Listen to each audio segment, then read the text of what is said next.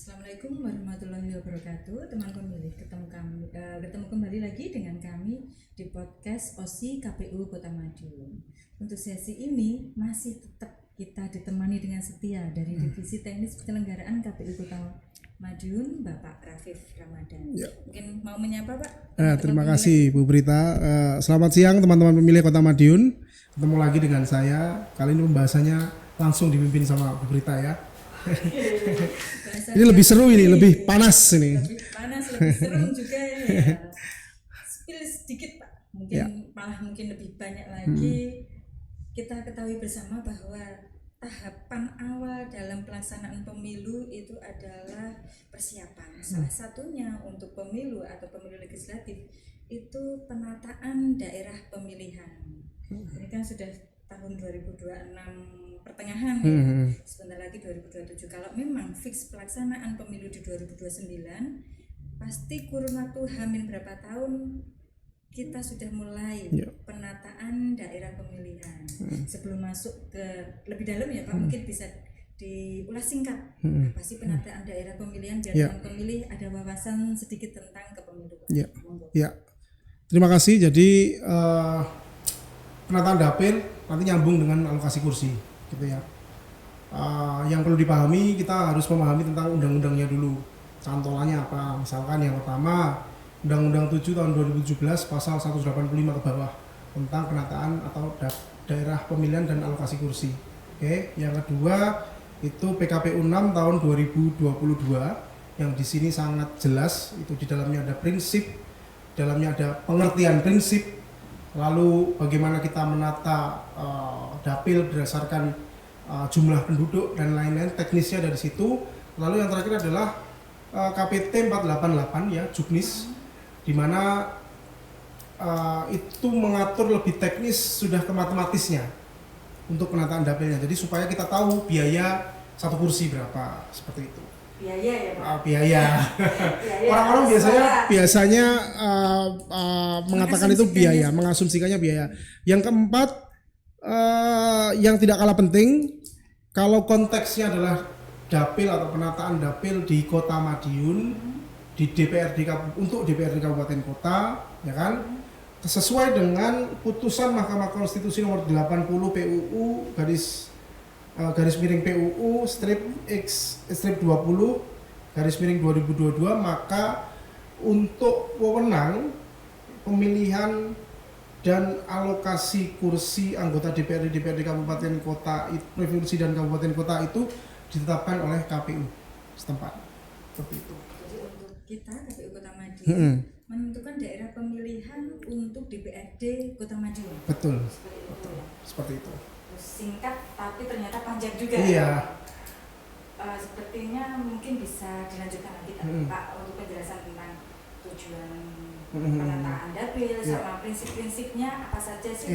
Kan tidak mungkin apa yang tertata itu tidak berdasar atas sesuatu.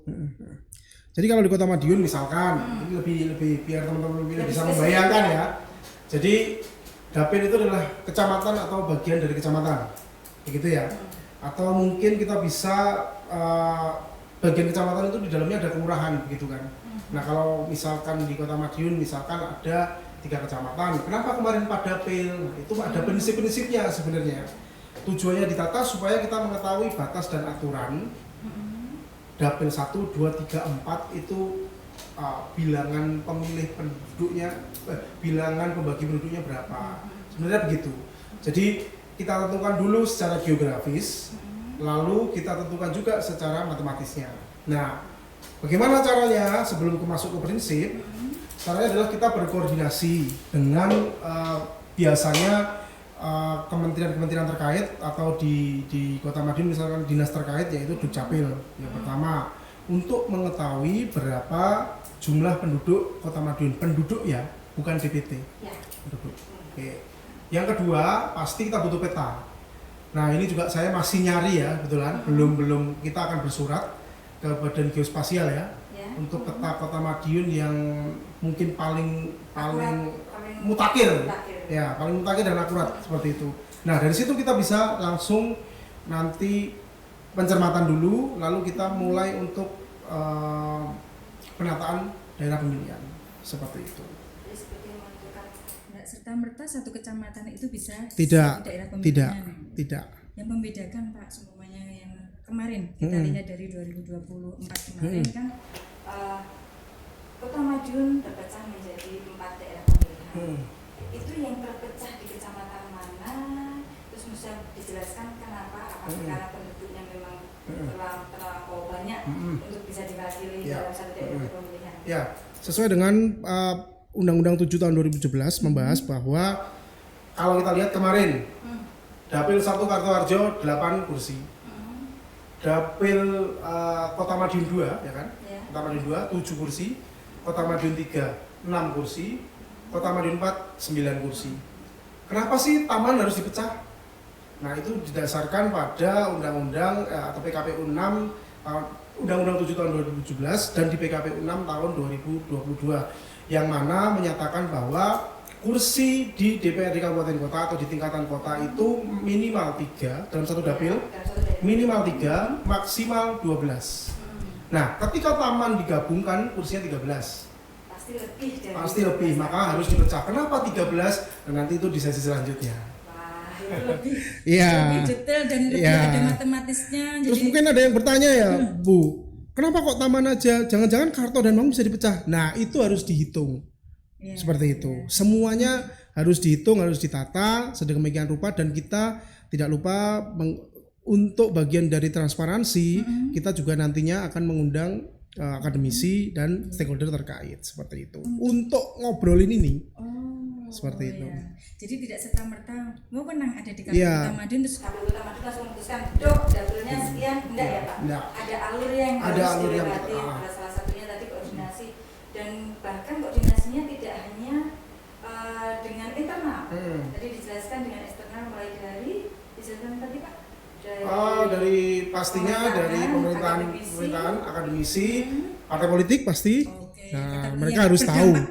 Mereka harus tahu ya. Mereka yang akan mengukur sendiri nanti terkait FGD yang kita lakukan. Gitu. Apa yang itu nantinya akan menghasilkan yang atau sosialisasi uji publik apa ya, itu betul, yang dimaksud? Betul. Jadi tetap hasil dari rancangan KPU Kota Madiun diuji publikkan, disosialisasikan untuk bisa ditetapkan secara bersama. Betul. Iya. Jadi tidak serta-merta ya kemenangan ada di kita, terus akhirnya kita memutuskan secara sepihak.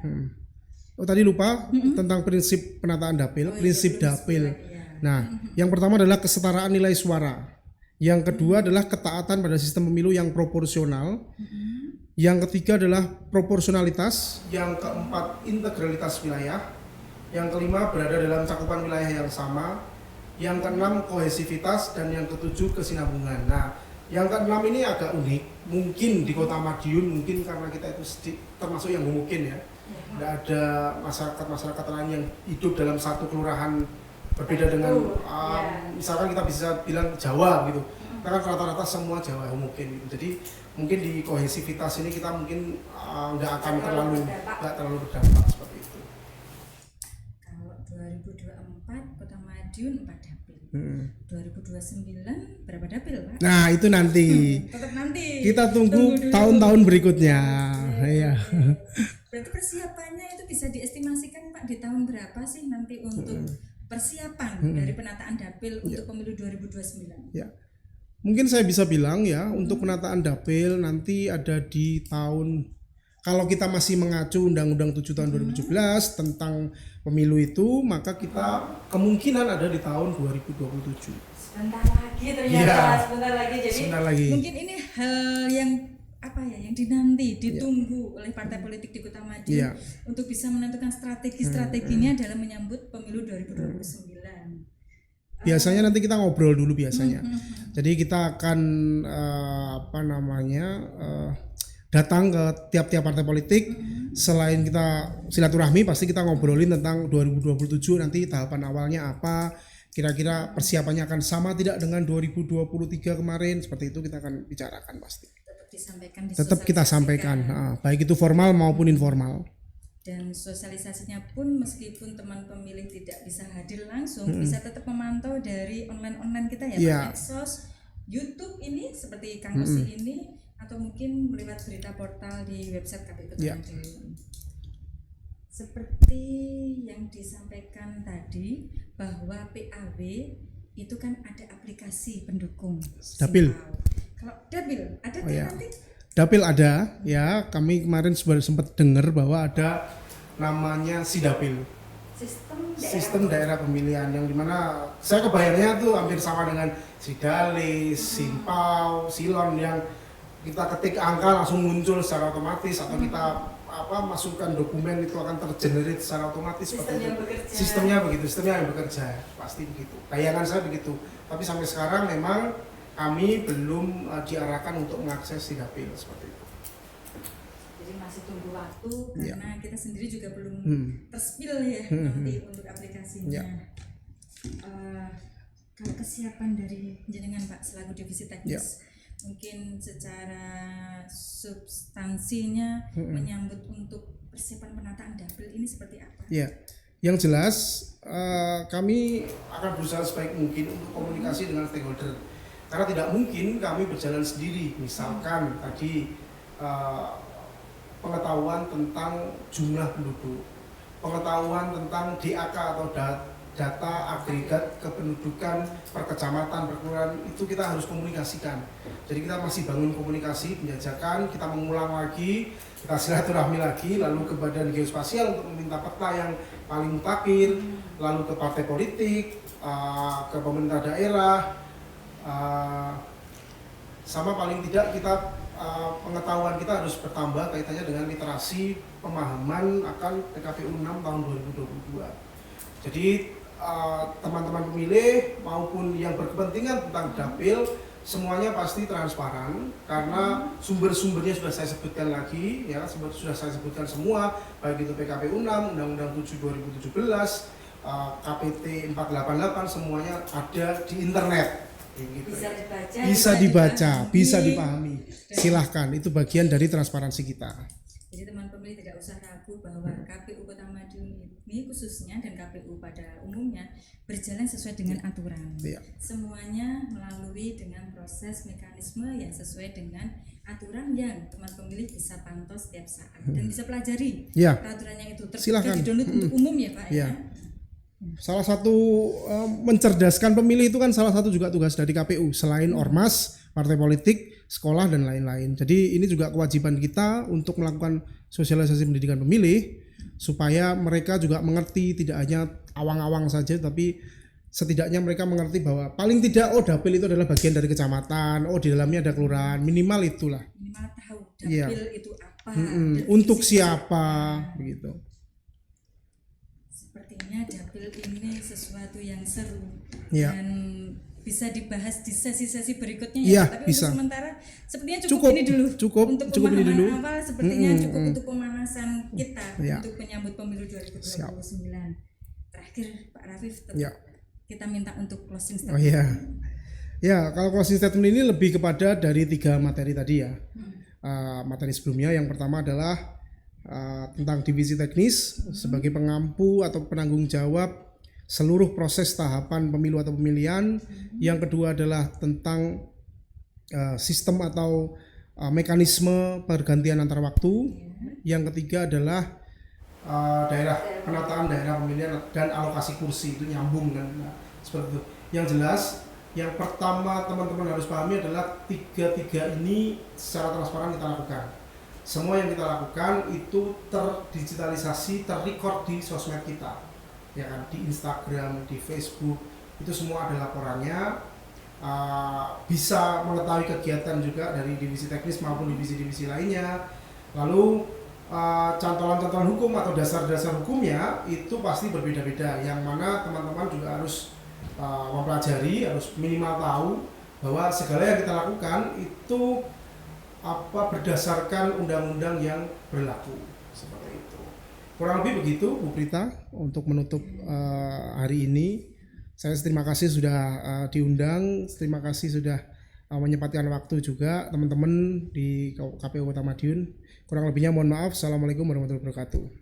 Demikian dari kami teman pemilih untuk sesi kali ini podcast OSI. Mohon maaf atas salah dan kurang. Wassalamualaikum warahmatullahi wabarakatuh. Ayo